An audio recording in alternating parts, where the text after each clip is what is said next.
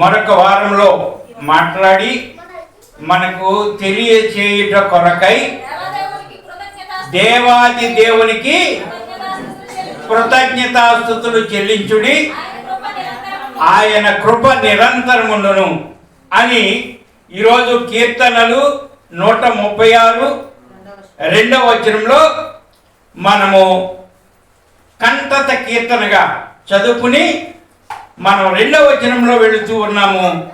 దానిలో నుండి ఈరోజు ఏ అంశం ఇచ్చిస్తున్నాడు దేవుడు, ఏదైతే మనకి ఉపయోగకరంగా ఉంటుంది అనేది చెప్పగలరా?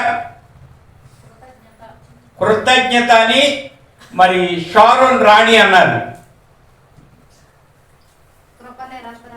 కృప నిరంతరం ఉండనని దొండపాటి కుమారి గారు అన్నారు. దేవునికి అని దొండపాటి అక్షయ రాణి గారు అన్నారు. కృతజ్ఞత అని దొండపాటి ఐశ్వర్య గారు అన్నారు. నాకు ఎందుకు లేని మగపిల్లలు వాళ్ళే మాట్లాడుకుంటారన్నమాట. మీకేం కదా ఇక్కడ చదవబడినటువంటి దానిలో నుండి ఏమని ఉన్నది అంటే, దేవాది దేవునికి కృతజ్ఞతాస్తుతులు చెల్లించుడి, ఆయన కృప నిరంతరం ఉండును అని అన్నది. దానిలో ఏం మాట్లాడుకుందాం చెప్పండి వల్లూరు వారు? కృప యేసురాజు గారు. ఇంకా మీరేం చెప్పలేరా? ఈ నోట్తో చదవటమే లేదు కదండి, చెప్పటమే కదా. నేను చదివాను కదా. వీటిలో ఏ మాట అయితే బాగుంటుంది అని బాగా బాగా అర్థం చేసుకుంటే కృప నిరంతరం కావాల్సింది మనకేంటి? కృప. ఆ కృపను గురించే యేసురాజు గారు అన్నారు. కృప ఉంటే నాకు చాలు, నేను గీతల కాడికి వెళ్ళని, ఇంటికి రాని, నా పిల్లల విషయంలో, నా భార్య విషయంలో, నా ఇంటి విషయంలో కృప ఉండాలి. అది ఎప్పుడెప్పుడు? నిరంతరం, అసలు ఎప్పుడు గ్యాప్ లేకుండా కృప ఎనమాలే జరగాలనుకుంటున్నాడు ఆయన. అందుకే కృపను కోరుకున్నాడు. అసలు కృప ఏం చేస్తుంది కోరుకున్నాడు. మరి అది నేను చెప్పాలి. కోరుకున్నాడు కదా, అంశం దాన్ని తీసుకున్నాం కదా. అసలు ఆ కృప ఏమేం చేస్తుంది అనే దాని గురించి ఈరోజు కృప చేసే పనులేంటి అనేది మనము కృపని గురించి తెలుసుకుందాం. నీ కృప నిత్యముండును, నీ కృప నిత్య జీవము, నీ కృప వివరింప నా తరమా యేసయ్యా.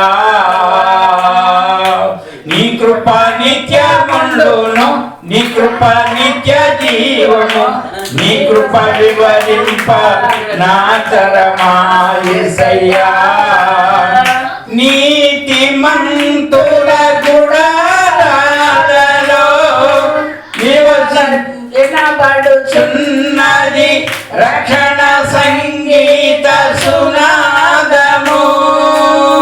నీతిమంతుల గుడారాలలో వినబడుచున్నది రక్షణ సంగీత సునాదము. నీ కృప నిత్యముండును, నీ కృప నిత్య జీవము, నీ కృప వివరింప నా తరమా యేసయ్యా.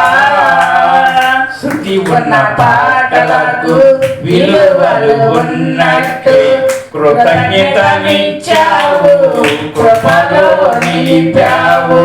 శృతి ఉన్న పాటలకు విలువలు ఉన్నట్టే కృతజ్ఞతనిచ్చావు, కృపలో నిలిపావు. కృంగిన వేళలో నన్ను లేవనెత్తిన చిరునామా నీవేగా. కృంగిన వేళలో నన్ను లేవనెత్తిన చిరునామా నీవేగా. నీ కృప నిత్యముండును, నీ కృప నిత్య జీవము, నీ కృప వివరింప నా తరమా యేసయ్యా. యేసయ్య గారు పాడారు, నీ కృప వివరించుట నా తరమా. ఆయన కృప అనేది వివరించలేమంతే, ఇంత అని చెప్పలేము. అంటే నిత్యం ఉండే కృప, ఎప్పుడూ ఉండే కృప. ఇంత మట్టుకని మనం చేసేది అయితే అనుకుంటాం, ఈ 4 గదులు చాలు నాకు ఇల్లు, లేకపోతే ఉదయం నుండి సాయంకాలం వరకు ఇంత సంపాదన నాకు చాలు, ఇంత సంపాదన నాకు చాలు అని మానవులు కోరిక అనేది అలా తృప్తి పడటానికి మనం చేస్తూనే ఉంటాం. ఆ తృప్తి అనేది మనకి ఎంత ఉంటుందంటే అసలు ఎంత ఇచ్చినా చాలదు. కొంతమందికి దేవుడు ఎక్కడి దాకా ఎందుకు, పందాలకు 100 ఇచ్చింది అమ్మ, ఆ 100 తీసుకెళ్ళాడు. ఆ 100లో 50 పందెం కట్టాడు, 50 వచ్చింది. వచ్చిందా అని 100 కట్టాడు, 100 వచ్చింది. మొత్తం కలిపి కట్టాడు, మొత్తం పోయింది. సరిపోయిందా మానవుడికి? తృప్తి ఉందా? నాకు 100 ఇచ్చింది మా అమ్మ, ఇంకొక 100 వచ్చింది, దీంతో ఏదైనా కొనుక్కొని వెళ్దామనే ఆలోచన కొంతమంది ఉండదే. మళ్ళీ ఇంకా ఇంకా ఇంకా అది మనకి తృప్తి లేదు. కానీ ఎంతైనా ఇచ్చే దేవుడు మన దేవుడు, ఎంతైనా ఇవ్వడానికి రెడీగా ఉన్నాడు. ఎప్పుడెప్పుడంటే నిరంతరం. ఇక్కడ గ్యాప్ పడుకున్నప్పుడు ఇస్తాడు, కూర్చున్నప్పుడు ఇస్తాడు, అప్పుడే కదా. అందుకే కదా మన సంవత్సరం ఉన్నాం. ఈ మధ్యలో దేవుడు ఎప్పుడు మర్చిపోతే అప్పుడు టప కట్టేశారు చాలామంది. దేవుడిని వాళ్ళు వదిలేశారు, ఎక్కడెక్కడో ఉన్నారు, ఏదేదో చోట్ల ఉన్నారు. దేవుడు కూడా ఎన్నాళ్ళు నీకు వెళ్ళే చూడడం అని ఆయన చూద్దాం మానేస్తే ఒక్క క్షణం చాలు. ఆయన చూపు అనేది ఒక్క క్షణం మన మీద లేకపోతే మనం ఎందుకు పనికిరాం. అప్పుడే ఇవన్నీ తటస్థిస్తాయి. ఈరోజు కృప అనే దాని గురించి తెలుసుకుందాం. ఆ కృప చేసే పని ఏంటో మొట్టమొదటిగా ఏం చేస్తుంది కృప అనేది 7 మాటలుగా తీసుకుందాము. అసలు ఆ కృప అనేది ఏం చేస్తుందయ్యా అంటే చెప్తుంది. మొట్టమొదటిగా కీర్తనలు 145, కీర్తనలు 145 కీర్తన 17 వచనం చూద్దాం. అమ్మా, యెహోవా తన మార్గములన్నిటిలో నీతి గలవాడు, తన క్రియలన్నిటిలో కృప ఏం చేస్తుందంట? చూస్తుంది. ఇప్పుడు వచ్చావా మందిరంలోకి, ఇప్పుడు దాకా ఏం చేసావు అని కృప చూసిందంటవా? ఇక్కడ చెప్తుందిగా, మా ఆన్సర్ ఇచ్చాడు కదా, యెహోవా తన మార్గములన్నిటిలో.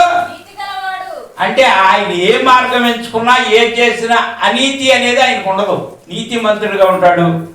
ఆయన క్రియలన్నిటిలో కూడా కృప చూపేవాడు. అంటే ఏ క్రియ అంటే, నిన్ను ముఖ్యంగా నీవు బాధలో ఉన్నప్పుడు చూసేది కృప, నీవు వ్యాధిలో ఉన్నప్పుడు చూసేది కృప, నువ్వు ఇబ్బందిలో ఉండేది చూసేది కృప, నీవు దారి తప్పినప్పుడు చూసేది కృప, నిన్ను దారిలో పెట్టేది కృప. అంటే నిరంతరం ఉండే కృప ఏం చేస్తుంది? మొట్టమొదటిగా మనకు అలా కాదు. కృప ఏం చేసిందంటే చూసింది. మనం ఒక పాఠంగా తీసుకోవాలి కదరా. ఇప్పుడు మొట్టమొదటిగా నిరంతరం ఉండే కృప ఏం చేస్తుంది? చూస్తుంది. ఎక్కడున్నావు, ఏం చేస్తుంది అని చూస్తుంది.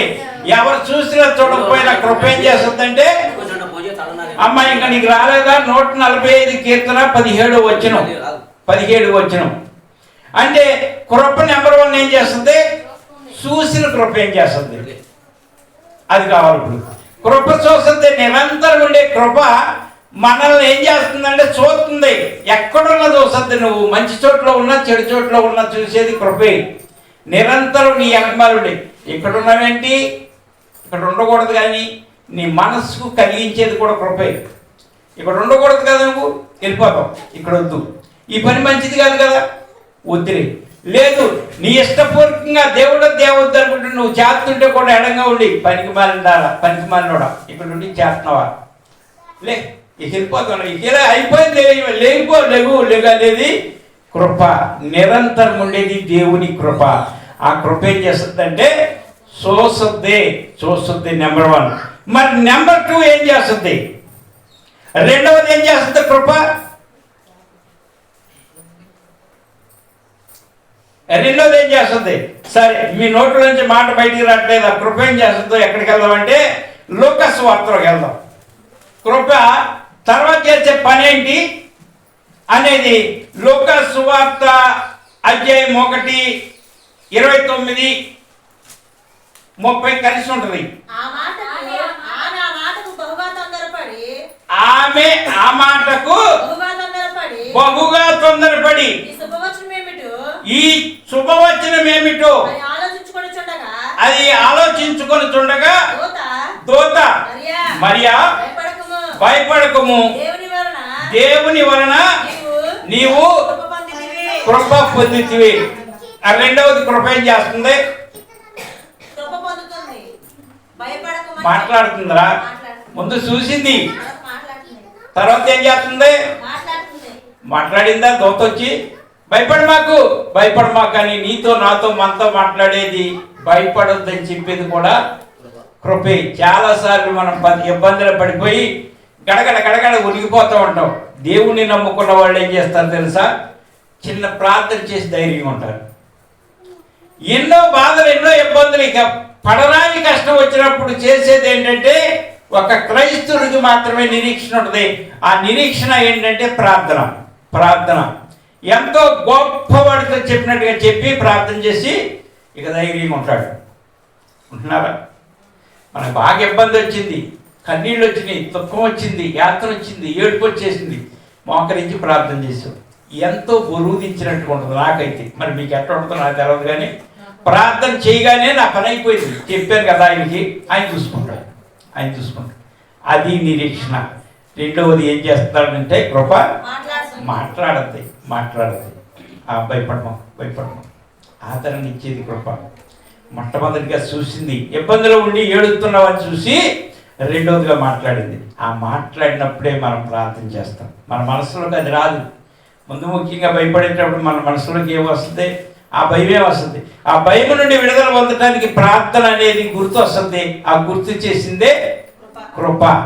అప్పుడు భయపడుతూ ఏమందంటే, వరియమ్మ గారు ఏమంటుందంటే, ఇక్కడ ఏమంటుందంటే, ఆమె ఆ మాటకు బహుగా తొందరపడి ఈ శుభవచనం ఏమిటో అని ఆలోచించుకొని చుండగా దూత మరియా భయపడకము, దేవుని వలన నీవు. ఆ విధంగా మనం యాత్రలో, ఇబ్బందుల్లో, కష్టాలలో ఏదో ఆలోచించుచుండగా మన మనస్సులోకి వచ్చేది దేవుని మాట. అదే ప్రేరేపణ అవ్వచ్చు, అదే స్వరం ద్వారాగా మాట్లాడవచ్చు, అదే స్వప్నం ద్వారాగా మాట్లాడవచ్చు. దేవాతి దేవుడు ఏదో ఒక రూపంలో నీలోకి వచ్చి కృపను పంపించి ధైర్యంగా ఉండే, భయపడమాకే అని చెప్పేది కృప. రెండవదిగా మాట్లాడేది కృప. మొదటిగా చూసింది, రెండవది మాట్లాడుతుంది. మరి మూడవది ఏం చేస్తుంది? ఈరోజు అంతా కృపే. కృప చేసే పనులేంటి అనేది తెలుసుకుందాం ఇవాళ.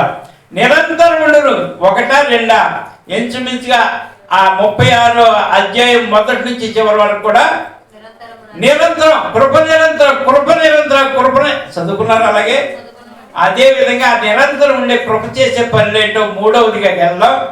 మూడవదిగా ఏం చేస్తుంది ఆ కృప? గలతీయులకు రాసిన పత్రిక అపోస్తలుడైన పౌలు గారు గలతీ సంఘానికి రాస్తున్నటువంటి లేఖ అధ్యాయము, అది కూడా మొదటి అధ్యాయమే, వచ్చిన మాత్రం 15. అయినను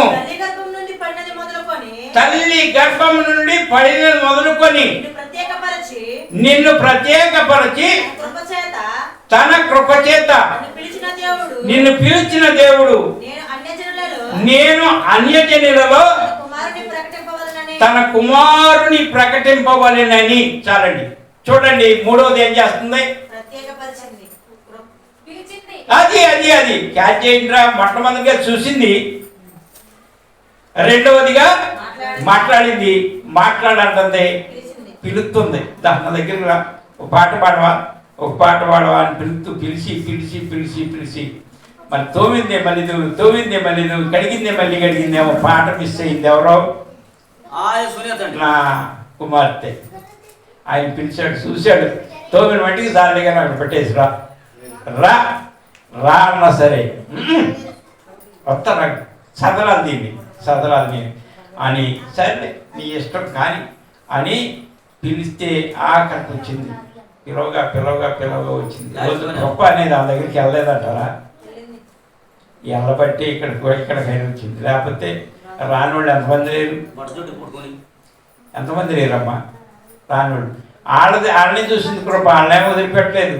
నిరంతరం ఉండే కృప ఈ బాధరాల మెట్ట మీద ఉన్న వాళ్ళనే కాదు, ఇక్కడ అడ్డుకట్టబడిన వాళ్ళు కావచ్చు, ఇక్కడ తూర్పు పడవ మీద ఉన్న వాళ్ళు కావచ్చు, మనకంటే ఎక్కువ అక్కడికి వెళ్ళి పిలుస్తుంది, చూస్తుంది. కానీ ఇంకా వాళ్ళు ఇంకా ఇంకా ఇంకా ఇంకా అనేది దూరంగా ఇంకా సమయముందని సోదరా యేసయ్యకు దూరమవ్వకు, ఇప్పుడే యేసురాడని సోదరి పాపమందు సాగి వెళ్ళకు, ఇంకా సమయముందని సోదర యేసయ్యకు దూరమవ్వకు, ఇప్పుడే యేసురాడని సోదరి పాపమందు సాగి వెళ్ళకు. యేసు రాక ఎప్పుడు ఏ శాస్త్రమైన చెప్పేనా, యేసు రాక ఎప్పుడు ఏ శాస్త్రమైన చెప్పేనా, రేపేమవుతుందో శాస్త్రవేత్త చెప్పేనా, ఇంకా సమయముందని సోదర యేసయ్యకు దూరమవ్వకు, ఇప్పుడే యేసురాడని సోదరి పాపమందు. శాస్త్రవేత్తలు కూడా చెప్పాల యేసు రాక ఎప్పుడు, ఎన్నెన్నో చెప్పారు శాస్త్రవేత్తలు. ఈ భూమి మీద ఖగోళ శాస్త్రవేత్తలు, భూగోళ శాస్త్రవేత్తలు ఉన్నారు కదా, చాలా సూచనలు చెప్పారు. కానీ యేసు రాక గురించి ఒక ప్రవక్తలైనటువంటి వారు, యేసుని ప్రకటించే వారు కూడా ఇప్పుడు వస్తాడని తెలవదు, ఎవరికి చెప్పలేదు. అది ఎవరికి తెలియదు కనుక అప్పుడే రాళ్లే అన్ను అనుకోమాకు, నేను అనుకోకూడదు. ఈ క్షణం వస్తాడేమో. ఈ క్షణం వస్తే ఎత్తబడే గుంపులో ఎవరున్నారు అది కావాలి మనకి. దేవుడిని నమ్ముకున్నాం, దేవుడిని వెంబడిస్తున్నాం, దేవుని పెట్టి ఖర్చేయం కాదు. ఈ క్షణమే, ఇప్పుడే ఈ ఆదివారం రోజున వచ్చాడనుకో, ఆయన వచ్చి దా అంటే లేచేవారు ఎంతమంది, కొంతమంది ఎడబడతారు, కొంతమంది ఎత్తబడతారు. ఈ రోజున 10 మంది కన్యకలు రుజువుగా పెట్టేశాడు అంతే. 10 మంది ఉంటారు, 5 వస్తారు, 5 వెళ్ళని చెప్పింది ఎందుకు బైబిల్? ఎప్పుడు వస్తాడో తెలియదు, ఏ విధంగా వస్తాడో తెలియదు. ఎత్తబడే గుంపులో ఉన్నావు, విడవబడే గుంపులో ఉన్నావు. ఇదే క్షణం, ఇదే మారు మనసు పొందుటకు ఇదే రక్షణ దినమని బైబిల్ చెప్తుంది కనుక చెల్లి, ఆయన ఎప్పుడు వస్తాడో తెలియదు. అందుకే ఇక్కడ ఏమంటున్నాడంట, మూడోది పిలుస్తున్నాడు. ఎవరిని పిలిచాడంట? ఇక్కడ చెప్తున్నా, అయినను తల్లి గర్భమునందు పడినది మొదలుకొని నన్ను ప్రత్యేకపరిచి తన కృపచేత నన్ను పిలిచిన దేవుడు, నేను అన్యజనులలో తన కుమారుని ప్రకటింపవలనని.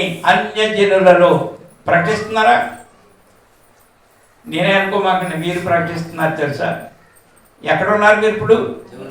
అన్యజనులు. అన్యజనులు అంటే అక్కడక్కడ ఉన్న ఇల్లు అన్యజనులు కాదమ్మా, మన ఇంట్లోనే అన్యజనులు, బయట ఎక్కడో కాదు, మన ఇంట్లో ఉన్న వారు కూడా కొంతమంది అన్యులు ఉన్నారు. కాబట్టి వాళ్ళలో ప్రకటిస్తున్నది ఎవరో? మనమేనా? మరి ఈ రోజున ప్రక్కనే ఉన్నారు ఇప్పుడు దాకా ఎవరంటే సురేష్ గారు, యేసు పేరుకి వేస్తుంది, కానీ మరి క్రీస్తులో వస్తారో రాదో నాకు తెలియదు, కానీ ఆయన పేరులో వేస్తుంది. మా చెల్లికి పుట్టింది 3 కొడుకులు, రమేష్, రాజేష్, నరేష్, 3 యేసులు ఉన్నారు. కానీ వాళ్ళ ఇంట్లో యేసు లేడు. యేసు పేరు కాదు కానీ యేసు ఉండాలి. అప్పుడు అన్ని జనుల్లో ప్రకటిస్తానికి ఆయన నిన్ను ఎక్కడే ఏర్పాటు చేసే తల్లి గర్భంలో అంట ప్రత్యేకించే. ఇదిగో నువ్వు వెళ్ళే దొండపాటు వాళ్ళ ఇంట్లో కోడలుగా వెళ్ళి అక్కడ సురేష్ ఆయన ఉంటాడు, ఆయనకి నన్ను ప్రకటించు. మీ ఇద్దరికంటే ముందు మీ పిల్ల ప్రకటిస్తుంది తెలుసా? నీ కడుపులో ఉండి పుట్టిన పిల్ల పాప ప్రకటించింది తెలుసా? ఈ ప్రాంతానికి ఎలా వచ్చిందంటే చిన్ని పిల్ల, చిన్న పాప, ఆమెకి సున్ని బియ్యం డబ్బా చేతులు, ఏదో పుస్తకం, పెన్ను, చక్కగా తెల్లగా పౌడర్ కొట్టుకుని పెద్ద క్రైస్తవురాలుగా వచ్చేసింది ఇక్కడికి. చూడగానే అమ్మో ఈ పిల్ల క్రీస్తుని అది ప్రకటించడం అంటే అన్నమాట. తల్లి గర్భంలో ఉండగానే ఇదిగో నువ్వు వెళ్ళే పలానా కడుపులో ఉండు, బయటికి రా, నన్ను ప్రకటించు. అది ఏం చేసిందంటే మూడవది పిలిచింది. కాబట్టి మీరు వచ్చారా? కృప పిలిచింది అన్నమాట. వాళ్ళని పిలుస్తుంది, వాళ్ళని వదిలిపెట్టవు. కనుక ఇక్కడ పిలిచినందుకునే ఆయన ఏమంటున్నాడు తెలుసా? ఇక్కడ 1:6 చదవండి. క్రీస్తు కృపను బట్టి మిమ్మును పిలిచిన వాణిని విడిచి త్వరగా తిరిగిపోయాడు ఉన్నారంట. ఆగండి. పిలిచాడు ఆయన పిలిచి ఇవన్నీ చేస్తే ఏమవుతుంది? త్వరగా తిరిగిపోతున్నారంట. ఈ పాట, ప్రార్థన, వాక్యం ఇవన్నీ నేర్చుకుని కూడా ఊరికే ఇదేంటి క్రైస్తవురాలు ఎక్కడ ఉంది, ఎంత త్వరగా అది చెప్తున్నాడు. ఎవరంటే పౌలు గారు.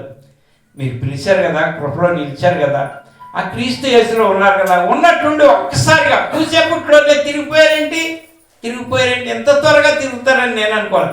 నేను కూడా అంతే అనుకుంటా. ఇదేంటి వీళ్ళు ఎక్కడ ఉన్నారు, పాటలు పాడాను కదా మందిరంలో, ఎంత తొందరగా వెళ్ళిపోతున్నారంటే, ఆదివారం వదిలిపెట్టేసేసి టైప్ మనకి వెళ్ళిపోతున్నారంటే అనిపిస్తుంది ఒక్కొక్కసారి.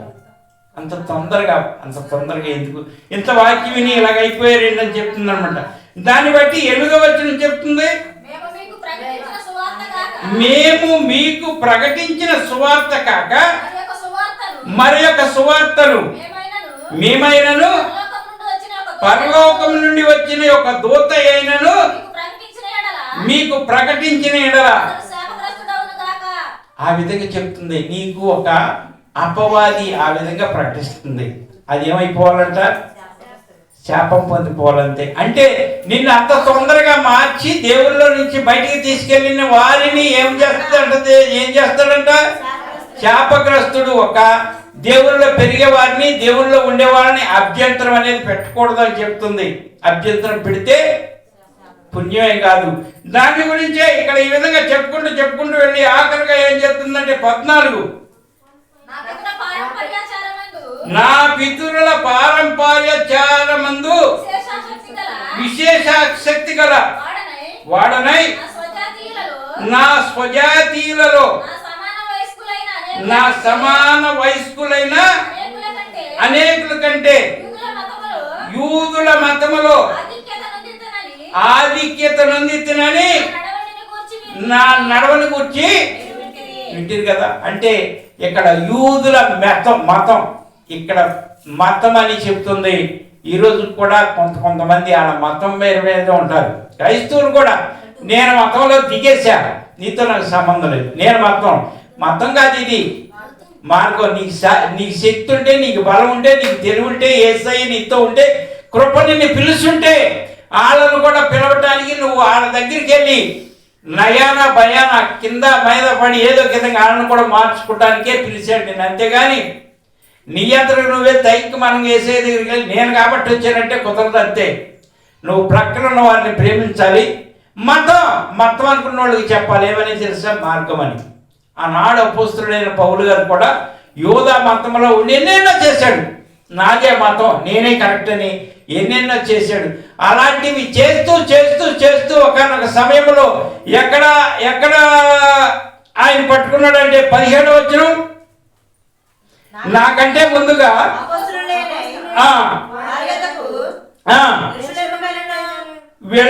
యెరూషలేముకైనను వెళ్ళలేదు గాని వెంటనే అరేబియా దేశంలోనికి వెళ్ళి తిని దమస్కు పట్టణంలోకి తిరిగి వచ్చేటప్పుడు ఆయన దమస్కు పట్టణంలో ఆయనకి ఏం జరిగింది? కళ్ళు పొరలు ఊడికి పడి అంట. అప్పుడు తెలుసుకున్నాడు. అప్పుడు దాకా నేను మతంలోనే ఉన్నా. ఆ మతంలోనే ఉన్నాను కనుక నా వారు యోధా జాతి, ఆ యోధా గోత్రపు కొతమ సింహం అనేది యెహోవా దేవుడు. ఆయన తప్ప వేరే దేవుడు లేడు. యేసయ్య ఏంటి ఈ మధ్యలో మన మధ్యలో వడ్లానికి పుట్టేంటి దేవుడు అంటున్నాడు, దేవుడు కుమారుడు అంటున్నాడు. అలాగే జరుగుతుంది అంటే ఇక్కడ లేఖన సత్యం అనేది గుర్తించకుండా ఆదికాండం నుండి ప్రకటన గ్రంథానికి మధ్యలో ఉన్న జరిగింది అన్నీ కూడా ఆయన వస్తున్నాడని చెప్పింది. మరి రాత్రి చదువుకున్నాం. రాత్రి అంశం ఏంటి?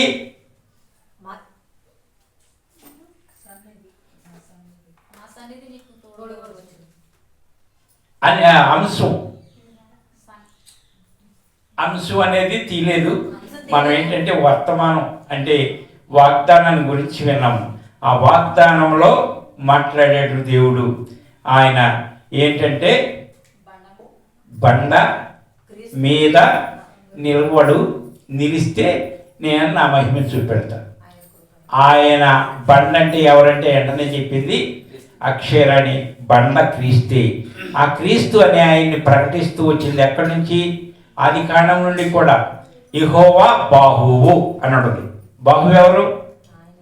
బాహు అనేది ఆయన కుమారుడి. యెహోవా హస్తం అని ఉంటుంది. హస్తం కూడా యేసయ్యే. ఆ విధంగా ఆయన అన్నాడు ఇక్కడ, మోషే నువ్వు బండ మీద నిలబడు, నా హస్తాన్ని నీకు అడ్డుపెట్టి నేను దాటి వెళ్ళేటప్పుడు నేను తీస్తా, నువ్వు ఆ సందులో నుంచి చూడు అంటే అడ్డు పెట్టింది నిలబడింది యేసయ్యే. బండ అనే క్రీస్తు మీద నిలబడ్డాడు. బాహు అనేది చాపాడు. ఆ చాపిన దాన్ని బట్టి మరుగు చేశాడు ఆ రాజు మోషేని, ఆ మోషే గారిని. ఆ మోషే గారే ఆనాడు మరుగు చేశారు. ఈ రోజున కూడా మనకి యేసయ్య చెప్తుంది. ఆ ప్రకటన అనేది ఆయనకి గుర్తులేక మతం మతం మతం అని ఎన్నోసార్లు చెప్పి ఆయన తల్లి గర్భంలో ఆయనను తల్లి గర్భమునందు పడినది మొదలుకొని నన్ను ప్రత్యేకపరచి తన కృపచేత నన్ను పిలిచిన దేవుడు.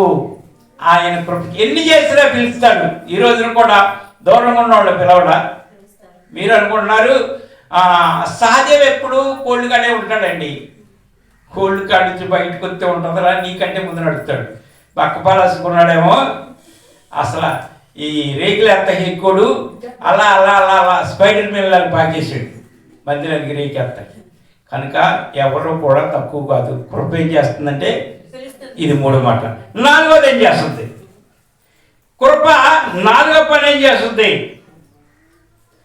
ఎఫెసీయులకు రాసిన పత్రిక 2వ అధ్యాయము 4-5 వచనాలు. 4వది ఏం చేస్తుంది? అయినను దేవుడు కరుణా సంపన్నుడై ఉండి మనము మన అపరాధముల చేత చచ్చిన వారమై ఉండినప్పుడు సైతము మన ఎడల చూపిన తన మహాకృప ప్రేమ చేత మనలను క్రీస్తుతో కూడా బ్రతికించెను. ఏం చేసింది కృప? 4వది ఏం చేసిందంటే రక్షించింది కృప. రక్షించింది కృప. ఈ రోజుకి ఇంకా రక్షించబడినోళ్ళు కనుకుంటున్నారు అంటే కృప నా దగ్గరికి రాలేదా? ప్లాన్ చేస్తుంది, రక్షించడానికి ప్లాన్ చేస్తుంది. ఎలా అయితే రక్షించబడుతుంది, ఎలా అయితే కుండీ దగ్గరికి వస్తుంది, ఎలాగైతే అని ఇటు మగవాళ్ళని ఆడవాళ్ళని కూడా పరిశీలన చేస్తూ కృప ఎప్పుడెప్పుడు ఉంటుందంట? నిరంతరం. నువ్వు పడుకున్నప్పుడు, కూర్చున్నప్పుడు, తినేటప్పుడు, మాట్లాడేటప్పుడు, చూసేటప్పుడు అన్నిటిలో కూడా కృప ఏం చేస్తుందంటే ఆ పక్కనే ఉండి రక్షిస్తానికి చూస్తుంది. ఇప్పుడు రక్షించేసిన వారిని కృప ద్వారాగే రక్షించబడ్డారు. అవునా? నెంబర్ 1 కృప ఏం చేసింది? చూసింది. 2వది మాట్లాడింది. 3వది పిలిచింది. 4వది రక్షింప చేసేది కృప. రక్షించబడిన వాళ్ళకి ఆ విధంగా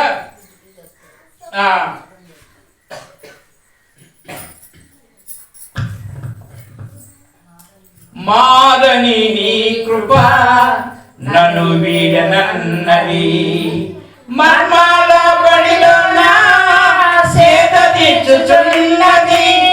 మాదని నీ కృప నన్ను వీడనన్నది, మర్మాల బడిలో నా సేద తీర్చుచున్నది. మ్రోగించుచున్నది ప్రతి చోట సాక్షిగా, మ్రోగించుచున్నది ప్రతి చోట సాక్షిగా. నా దీపము యేసయ్యా నీవు వెలిగించినావు.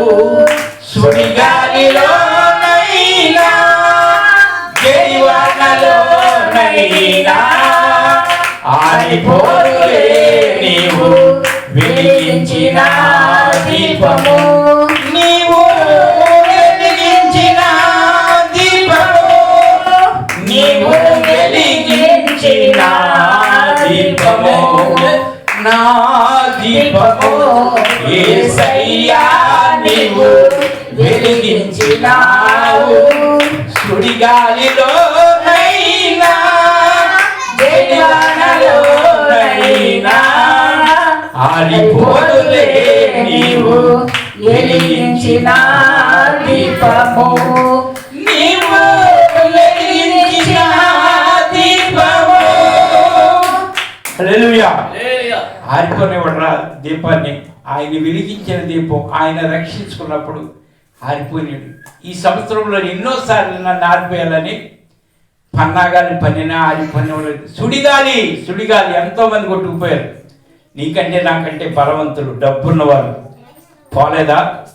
ఈ రోజున 2026 సంవత్సరంలో మరొక ఆదివారం ఈ చోట్ల ఉన్నామంటే ఆరిపోనేలేదు మన దీపం, మనల్ని ఆరిపోనేలేదు. సుడిగాళ్ళు ఎన్నో వచ్చినాయి, సుడిగాళ్ళు ఎన్నో వచ్చినాయి. ఆ సుడిగాళ్ళు కొట్టుకుపోయిన వాళ్ళు ఎంతోమంది. నిన్ను నన్ను కొట్టుకుపోలేదంటే మనం బలమైన వాళ్ళం బరువైన వాళ్ళం కాదు. ఆయన ముఖ్యంగా నా విషయంలో ఆనాడు ఈశ్వరన్న గారంట ఆ పాట రాసినప్పుడు ఒక ఆయన అన్నాడు, ఆ పాట రాయక ముందు ఈశ్వరన్న గారి దగ్గరికి వచ్చి అంటే లక్షల మంది ఈ ప్రాంతానికి వచ్చేస్తున్నారు, ఆయా ప్రాంతాల నుండి ఈ ప్రాంతానికి వచ్చేస్తున్నారు. ఆయన ఈశ్వరన్న గారి మీటింగ్ టైంలో ఎంతమంది ఇక్కడికి వస్తున్నారు, నీ వల్ల ఇది రానియకుండా ఇది పెరగనీయకుండా నిన్నే లేపేస్తే గొడవ వదిలిపోతారు అన్నారు. నిన్నే నేను లేపేస్తా.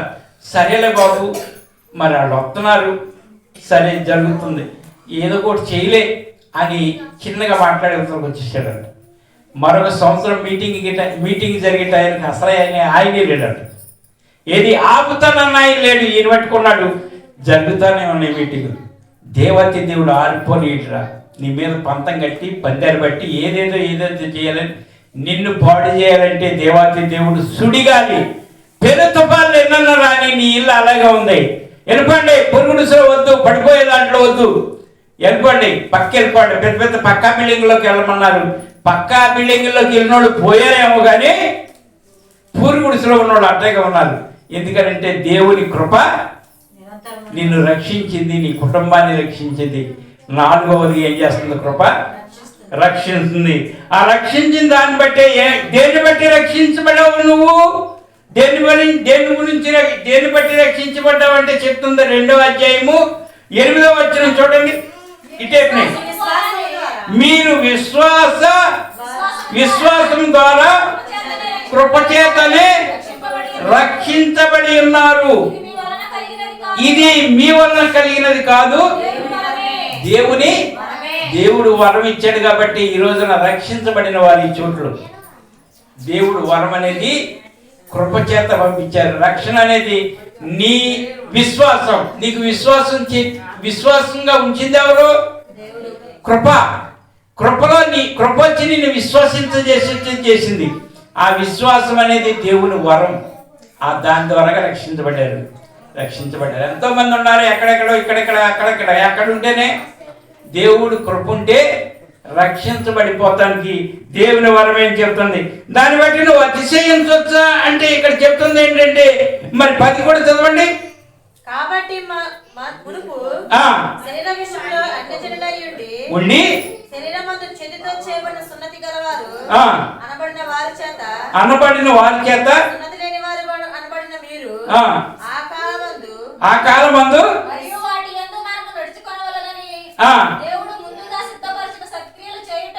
సత్క్రియలు చేయుటకై మనము క్రీస్తు యేసునందు సృష్టించబడిన వారమై ఏమై ఉన్నారు? ఈ రోజున రక్షించబడిన వాళ్ళు ఆయన చేతి పని అయి ఉన్నారు. చేతి పని ద్వారా చేసాడు ఎవరంటే తండ్రి అయిన దేవుడు మొట్టమొదటిగా ఆదాము గారిని ఆయన చేతితో చేసుకున్నారు. ఈ రోజున మనల్ని రక్షించబడిన వాళ్ళు క్రీస్తు యేసు. చదివారు కదా, ఇంక అర్థం కాలేదు మీకు? మనము క్రీస్తు యేసునందు సృష్టించబడిన వారమై ఆయన చేసిన పని. ఆయన చేసింది ఏంటంటే సిలువలో రక్తం కార్చిన పని. దాని నిమిత్తం మనం రక్షించబడి ఉన్నాం. ఆయన చేసిన పని మనం ఆనాడు చేసిన పని. ఆదాము అయితే తండ్రి అయిన దేవుడు చేసింది ఆదాము అయితే, ఈ రోజున మనం చేసిన పని యేసుక్రీస్తు. ఆ చేతి పనిలో ఉన్నాము. అందుకే మనకేనో దేవుడికి మధ్యలో ఉన్నది ఎవరంటే మన ప్రభు అయిన యేసుక్రీస్తు. అదే ఇక్కడ చెప్తుంది. దాన్ని బట్టి ఇక్కడ 12వ అధ్యాయం ఏం చెప్తుంది? 12వ వచనం, ఇశ్రాయేలుతో సహపౌరులు కాక పరదేశులను, వాగ్దాన నిబంధన లేని పరజనులను, నిరీక్షణ లేని వారును, లోకమందు దేవుని లేని వారునై ఉండి క్రీస్తుకి దూరస్తులమై ఉన్నాం. ఒకప్పుడు అంటే పరజనులుగా ఉన్నాము, దేవునికి దూరస్తులు, అన్ని జనులుగా ఉన్న వారిని మనల్ని ఏం చేశాడంటే ప్రత్యేకించబడి రక్షించుకున్నాడు. ఇంకా వెళితే మరి ఇంకా చాలా వాక్యం ఉంది కనుక ఇంకా వివరణ కావాలంటే మీరు ఒకటి చూడండి. ఏదైనా నేను వచ్చిన చెప్పాను అనుకో, ఆ వచనాన్ని కొంత పైన కొంత కింద చదివితే ఇంకా పూర్తిగా అర్థమవుతుంది. అవన్నీ చదివి చెప్తే మరి సమయం అనేది గంటలు అవుతుంది కనుక ఈ వచనం చెప్పిన అధ్యాయంలో వచనాన్ని చూడండి. ఆ వచనానికి సంబంధించే ఉందా లేదా అనేది కొంత పైన కొంత కింద అక్కడ జరిగిన సిచ్యువేషన్ని మీరు చదువుకుంటే రాసుకుంటున్నారు కాబట్టి మీకు ఇంకా వాక్యం ఇంకా దగ్గరగా అర్థమవుద్ది. దాన్ని బట్టి ఇక్కడ చెప్తున్న మాట 4వ మాట ఏంటంట, కృప ఏం చేసింది? రక్షింపబడేటట్లుగా చేసింది. మీకు విశ్వాసాన్ని పంచి దాన్ని బట్టి కృప రక్షించింది. ఆ తర్వాత ఏం చేస్తుంది? 5వ మాట, కృప రక్షించేసింది కదా. రక్షించిన తర్వాత ఆ కృప ఏం చేస్తుంది చూద్దాం. సామెతల దగ్గరికి వెళ్దాం. జ్ఞాని అయినటువంటి సొలొమోను గారు చెప్తున్నారు దాని గురించి. ఆ కృప తర్వాత ఏం చేస్తుందో, ఆ రక్షించిన తర్వాత కృప ఏం చేస్తుందో ఇక్కడ చెప్తుంది. ఏంటంటే సామెతలు 16:6. అమ్మా, కృపా సత్యముల వలన దోషమునకు ప్రాయశ్చిత్తము కలుగును, యెహోవా యందు భయభక్తులు కలిగి ఉండటం వలన మనుషుల చెడుతనం నుండి తొలగిపోదురు. కృప ఏం చేసిందంట? ప్రాయశ్చిత్తం. రక్షించిన తర్వాత కూడా ఆ పాపం అట్టాగే ఉంటుందా? చాలా మంది అనుకుంటారు వీళ్ళంట ఉన్నట్టుండి బాప్తిసం తీసుకున్నారంట, ఇక్కడ పాత జీవితం పోయింది అనుకుంటా, ఇప్పుడు కొత్తగా మాట్లాడుతున్నారంట. పోయిందా లేదా ఇక్కడ వాక్యాన్ని బట్టి? వాళ్ళకేం తెలుసు, గాడిదికేం తెలుసు గంధపు చెక్క వాసన అని. కొంతమందికి తెలియక మూర్ఖంగా ఉంటారు. పాపం అనేది, మన గతకాల పాపం అనేది రక్షించబడగానే ఏమైంది? ఇక్కడ మనం ఎక్కడికి వెళ్ళాం? కృప అనేది ఏం చేసింది? రక్షించేసింది. రక్షించేసిన తర్వాత కృప ఏం చెప్తుంది? ప్రాయశ్చిత్తం. ఎవరి ద్వారాగా? మన ప్రభు అయిన యేసుక్రీస్తు నామములో బాప్తిస్మం ఎప్పుడైతే పొందామో ఆయన ప్రాయశ్చిత్తం అయ్యాడు. ఎక్కడ? శిలువలో ప్రాయశ్చిత్తం అయ్యాడు. ఆ ప్రాయశ్చిత్తం అనేది మనకు జరిగింది కనుక గత జీవితం జోలికి నేను రాను. ఏంట్రా ఉన్నట్టుండి మార్పు? నేను రక్షించబడ్డా. ఏంటమ్మా ఉన్నట్టుండి మార్పు? నేను దేవుడితో ప్రమాణం చేసి ఇక పాత జీవితం వద్దు, పాత అన్నీ ఆయన తీసేసుకున్నాడు, నేను కొత్తగా జన్మించాను, కొత్త జీవితం ప్రారంభించాను కనుక నాకు అది వద్దు. అది మాట్లాడే మాట మనది. ఆ విధంగా మాట్లాడించేది కూడా కృపే. అక్కడ అందుకుని ఇక్కడ చెప్తుంది ఏమంటుందంటే కృపా సత్యములు. కృపకు తోడెవరు వెళ్ళారు? సత్యము. ఆ సత్యమే రక్షణ. అప్పుడు దాకా సత్యం లేదు మనిషికి, సత్యం మాట్లాడడం. కృప వచ్చి రక్షించగానే రక్షించబడిన వారి నోట వస్తుంది మాట సత్యం అనే మాట. అవునా? ఎందుకంటే మా కూతురు అవుతుంది మొత్తం మీద ఏదో ఏదో ఏదో ఇలాగ వెళ్తుంది వాక్యం, భలే ఉంది అనుకుంటుందో, మరి ఇది వరకు ఉన్నాయి అనుకుంటుందో నాకు తెలియదు. కానీ కృపణ గురించి ఒక 2 మాటలు తీసుకుని ఇలా చేప తోనడు తోముకుంటా అడిదిప్పి ఇడిదిప్పి ఇవన్నీ చెప్తున్నారు అనుకుంటున్నారా? నేను కాదా ఏమో చెప్పేది. నేను అడిగా, అయ్యా ఈ కృప కృప కృప కృప అని పిల్లలు చదువుతారు ప్రతి వాక్యాల్లో. మరి ఆ కృపణ గురించి నాకు తిరిగివా? అసలు ఏమేం చేస్తుందో అసలు ఆ కృప బయలుదేరుతుంది కదా. నిరంతరం ఉండే కృప చేసే పని ఏంటంటే ఇది ఇది ఇది చెప్పి వింటారు అని ఆ కృపను గురించి చెప్పాడు. ఇక్కడ కృప ఏం చేస్తుందంట? ప్రాయశ్చిత్తం. నీ పాపం నా పాపం మన పాపాలన్నిటికీ ప్రాయశ్చిత్తం చేసేదే కృప. ఆ కృపే యేసయ్యలో ఉన్నది. ఆ యేసయ్యే సత్యవంతుడై ఉన్నాడు. ఇక్కడ చెప్తుంది కృపకు తోడేమైంది? సత్యం. సత్యము కృప కలిసి రెండు కలిసి వచ్చి ప్రాయశ్చిత్తం చేసేస్తుంది. అంతే ప్రాయశ్చిత్తం. ఆ పాపం నుండి ఈ పాపం నుండి తొలగించి ప్రాయశ్చిత్తం చేస్తుంది. అందుకనే కింద వచ్చిన యెహోవా యందు భయభక్తులు కలిగి ఉండుట వలన మనుషుల చెడుతనం నుండి. ఏంటయ్యా వీళ్ళకి ఎంతలో మార్పు వచ్చిందంటే మార్పు చేసేది కూడా ఆయనే, మార్పిచ్చేది కూడా ఆయనే, మార్చేది కూడా ఆయనే. అదే చెప్తున్నానంట. ఇక్కడ చెప్తున్న 5వ మాట ఏంటంట? కృపా సత్యం కలిసి ప్రాయశ్చిత్తం చేసేసింది. ఆ ప్రాయశ్చిత్తం చేస్తే ఆ కృప పొందుకున్న క్రైస్తవులు ఆదివారం నాడు రొట్టె ద్రాక్షరసం నేను శరీరం తీసుకుంటా కడతానని తెల్లటి బట్టలు వేసుకుని బయలుదేరుతుంటారు. వాళ్ళలో మట్టికి వాళ్ళ మనసులో ఏ కొంచెం కూడా ఉండదు. నేను గతకాలం పాపం ఉన్నాయి నాకుందని నేనైతే అనుకోను. నేనైతే బోల్డ్ అనుకుంది. నన్ను కాట ఇటేరు పెట్టి నా పక్కన ఇంకొక 200 కేజీలు వేసి పాపాలనేది ఇటేపు నెత్తే పాపమే మొక్కుంటుంది. నాకంటే నా తలను మించి 2 తలలు మించి 10 కళ్యాణాలు లోతున్నాయి నా పాపాలు. అన్నీ కూడా రక్షించబడగానే ఆయన రక్షించగానే తీసేసాడని నేను నమ్మా. ఇక లేవు నా పాతి. చాలా మంది కలిసి మాట్లాడుతూ ఉండేవాళ్ళు. అప్పుడప్పుడు నేను దేవుళ్ళకి వెళ్ళాక నాకు వద్దు, నాకు అదొద్దు అని అంటే దేవుళ్ళకి వెళ్ళినోడు వాళ్ళకి బోళ్ళు అంతమంది నాకు వద్దమ్మా, నాకు వద్దు.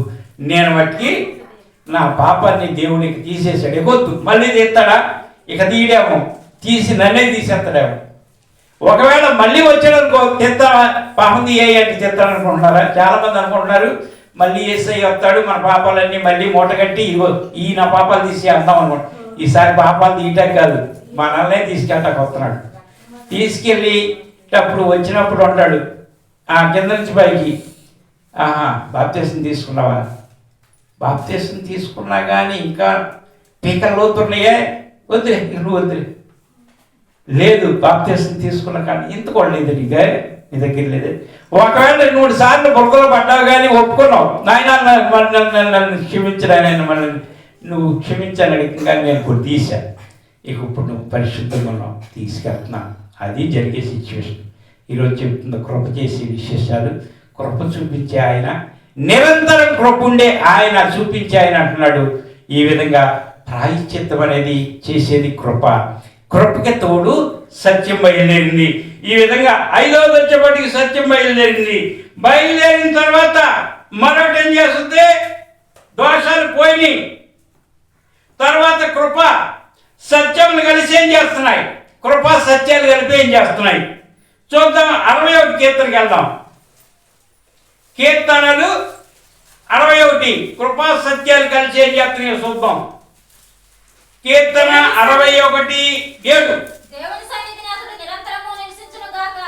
దేవుడు సన్నిధిని అతడు నిరంతరము నివసించునుగాక, అతని కాపాడుటకై ఏమేమి నియమిస్తున్నాడు?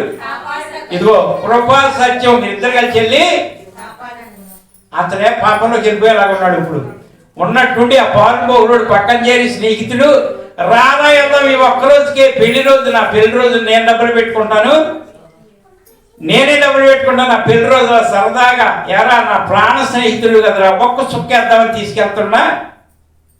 పక్కకి ఆ పాల్గొడు వచ్చాడు, ఈయన తీసుకుపోయేలాగా ఉన్నాడు. ఈ నాగోడు కృపా సత్యం కలిసి అలా రక్షించుకుని పాపాన్ని తీసిన తర్వాత మళ్ళీ పాపానికి వెళ్ళిపోతుంది. అమ్మ ఎవరు లేరు అనుకుంటుంది కానీ మీరిద్దరు కలిసి వెళ్ళి ఆయన ఏం చేయమంటుంది? కాపాడమంటుంది. ఆ పాపంలో పడకుండా, ఆ దోషంలో పడకుండా. ఈ కృపకు తోడు ఎవరు వెళ్ళారు? వీళ్ళిద్దరు కలిసి ఏమంటున్నాడు దేవుడు? నియామకం అంటే ఒక చేతి కాడ కాపలా పడతారు చూసారా? అరే ఈ చేలుకి కూతురు వస్తాయి కానీ రానికుండా ఉంచు అని కాపలా వెళ్తారు చూడు. వాళ్ళు ఏం చేస్తారంటే అనుకుంటా. కొంతమంది ఇప్పుడు ఏం చేస్తున్నారంటే మైకాలు పెడుతున్నారు. వీళ్ళు అరవకుండా 1 సార్లు 3 సార్లు అడిసి ఆ వచ్చేకెళ్ళే పెట్టలకి వీటికి ఏం చేస్తారంటే మానవుడి కేకలు పెడుతున్నారు. మానవుడికి అంత తెలివి ఉంటే మైక పెడితే మరి దేవుడికి ఉండదా? ఖచ్చితంగా ఖచ్చితంగా దేవుని ఏర్పాట్లో ఉండి దేవుడు నిన్ను పాపంలో పడకుండా ఉండాలంటే పాపానికి పరిగెడతా ఉండగా ఆ కృపా సత్యాలు కలిసి ఎవరిలో ఒకళ్ళు అక్కడ పెడతారు. ఏంటమ్మా ఇక్కడ ఇటు వెళ్తున్నావు, పని ఏం పని నీకు, ఏం పని ఇటు వచ్చావని ఆ పనిని ఆపేవాడే ఒక మనిషి నియమించిన వాడు. మనిషిగా పెడతాడు తెలుసా. మా ఆయన పనికి వెళ్ళిపోయాడు, ఇంకేముంది నా ఇష్టం అని బయలుదేరిపోయింది అనుకో ఒక అమ్మ. ఆ ఆయన పనికి వెళ్ళిన కాడ ఇలా పని లేదు, కానీ ఇవాళ పని లేదు, ఇంటికి వెళ్ళిపోయి రేపు రా అన్నాడు అనుకో, బండి వేసుకుని వస్తుంటే ఎదురవుద్ది అయ్యమ్మ. ఏడకైటు ఆ పాపంలో పండికుండా ఆపేదే నియమించడం. ఆ నియమించింది ఎవరినంటే నీ భర్త అయ్యుండొచ్చు, నీ పిల్లలు అయ్యుండొచ్చు, నీ అన్నదమ్ములే అవ్వచ్చు, నీ స్నేహితులు ఎవరినైనా సరే ఒకళ్ళని నియమించాడు అంటే మరలా పాపంలో పడకుండా ఉంచటమే ఆ నియమకం. ఏం పెట్టాడంట కాపలా? కృపా సత్యములను పెట్టి కాపలా చేశాడు. ప్రాయశ్చిత్తం చేసిన ఆయన ఊరుకుంటాడా? డబ్బులు కట్టాడు. ఈ రోజు రాజుగారు వెళ్ళంగానే ఊరుకుంటాడా? 3 రోజులు అయింది, 2 రోజులు అయింది అన్నాడు కదా. డబ్బులు ఇచ్చిన ఆయన అంటాడు కదా. అదేవిధంగా నీకోసం నా కోసం ఇచ్చింది డబ్బులా? ప్రాణాన్ని పెట్టేశాడు. ప్రాణం, రక్తం, స్వయంగా ఆయన స్వంత ప్రాణాన్ని, స్వరక్తాన్ని. ఏమన్నా అందరి ప్రాణం అందరి రక్తం అన్నదా? ఏ పాపం ఎరుగని పావనామూర్తి రక్తం అది. అది రక్తం ఇచ్చి కొన్నాయన. కన్నాయన ఎవరు? తండ్రి కన్నాడు. కొన్నాయన ఎవరు? కుమారుడు. మరి కాపలా ఎవరు? పరిశుద్ధాత్మ. ఆయనే ఈ రోజున కాపలాదారుడిగా ఉండి కృపాకాలంలో నిన్ను నన్ను ఈ రీతిగా మందిరంలో ఉంచాడు అంటే ఆయన కృపే, ఆయన కృపే. ఈ ఆరోది కృప ఏం చేస్తుందంట? కొంతమందిని కొన్ని విషయాల్లో నియమకం చేస్తుంది. నెంబర్ 1 కృప ఏం చేసింది?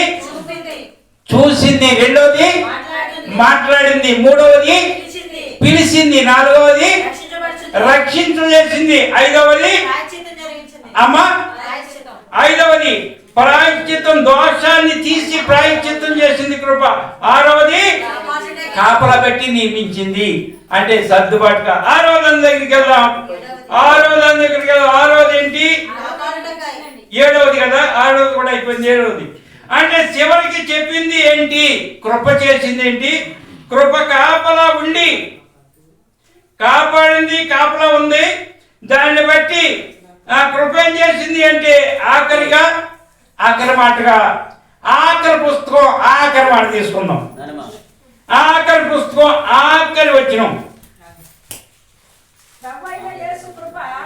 ప్రభువైన యేసు కృప పరిశుద్ధులకు తోడై యుండును గాక. ఆమేన్. అంటే కృప ఏం చేసింది ఆఖరిగా? అంటే అందరికీ కృపతోడు ఉంది, కృపతోడు ఉంది, కృపతోడు ఉంది అని చెప్పి ఆఖరికి ఏంటండి? పరిశుద్ధులైతేనే తోడుండదు. అంతేగాని పనికి మాలిన దాంట్లో ఉండి నేను రక్షణ పొందానని ఉంటే ఈ ఆఖరణ వచ్చిన మాట ఏంటంటే చెప్తుంది పరిశుద్ధంగా ఉందాం. అంతేగాని కృపతోడు ఉంటుంది కదా, కృప కాపలా ఉంది కదా, కృప పాత్ర తీసేసింది కదా, కృప పిలుస్తుంది కదా, కృప కాపాడుతుంది కదా. ఇవన్నీ పాఠంగా వచ్చింది. ఆఖరికి చివరికి నీకు నాకు మనకి చెప్పేది ఏంటంటే పరిశుద్ధులకు తోడై ఉంటుంది. అంతేగాని పనికిమాలిన కూడా తోడై ఉంటుందంటే అసాధ్యం. మరి ఎందులో ఉన్నారో ఈరోజు ఈ వారం చెప్పిన కృపను బట్టి జాగ్రత్తగా ప్రయత్నం చేద్దాం. ఆయన అయితే విడిచిపెట్టేవాడు కాదు. పరిశుద్ధులకు తోడయుండును అంటే రక్షించబడిన వారికి తోడయుండును. ఆఖరికి ఆ మాట ఎందుకు తీసినా తెలుసా? మరి నేను పాపనేగా, నా తల్లి గర్భంలో ఉండగానే ఆయన ఏర్పాట్లో ఉంచుకున్నాడు. నీ తల్లి గర్భంలో ఉండగానే పాపంలో ఉన్న పనికి మారిన దాంట్లో ఉన్న ఆయన పిలుస్తాడు. పిలిచినప్పుడు నువ్వు వస్తే ఆయన చూస్తాడు. ఆయన చూడగానే లోబడితే ఆ విధంగా దేవుడు ఒక ప్రణాళిక ప్రకారంగా నిన్ను నన్ను పరిశుద్ధంగా చేశాడు. ఈ రోజుకి ఇంకా కొంతమందిని చేయటానికి సిద్ధంగా ఉన్నాడు. ఈ ప్రాంతంలో ఉన్నవారిని ఏ ఒక్కరిని కూడా విడిచిపెట్టేవాడు కాదు. ఆయన అన్నాడు ప్రతి ఒక్కరిని విడిపించుటకే ఆయన అంత ప్రయాసపడి భూమి మీదకి వచ్చాడు. ఒకవేళ పరిశుద్ధులకు మాత్రమేనంట, మనకు కాదంట అనుకోవద్దు. బయట ఉన్నవారు ఎవరైనా ఆయన ప్రణాళిక నీ మీద నా మీద అందరి మీద ఉంది. ఏ సమయంలో ఎలాగ రక్షించుకుంటాడో, ఏ సమయాన్ని ఎటు విధంగా విడిపించుకుంటాడు ఆయనకి తెలుసు, ఆయన చేస్తాడు. ఈ రోజున ఒక్కసారి పాట చెప్పేయండి. కృప కృప చూసింది, కృప మాట్లాడింది, కృప పిలుచుకుంది, కృప రక్షించింది, ఆ కృప ప్రాయశ్చిత్తం చేసింది, కృప కాపాడుటకై నిలిచింది, పరిశుద్ధులకు తోడై ఉంది. ఈ ప్రాంతంలో ఇప్పుడుకి ఈ పరిశుద్ధులకి తోడై ఉండును గాక. ఆయన మొట్టమొదటిగా చెప్పిన దాన్ని బట్టి ఈ ప్రాంతం వారిని పిలవాలి గాక, పిలవబడుదురు గాక, ఆయన చూచును గాక, ఆయన రక్షించుకును గాక. అట్టి రక్షణ ఈ ప్రాంతానికి నిండుగా కలుగును గాక. ఆమేన్, ఆమేన్.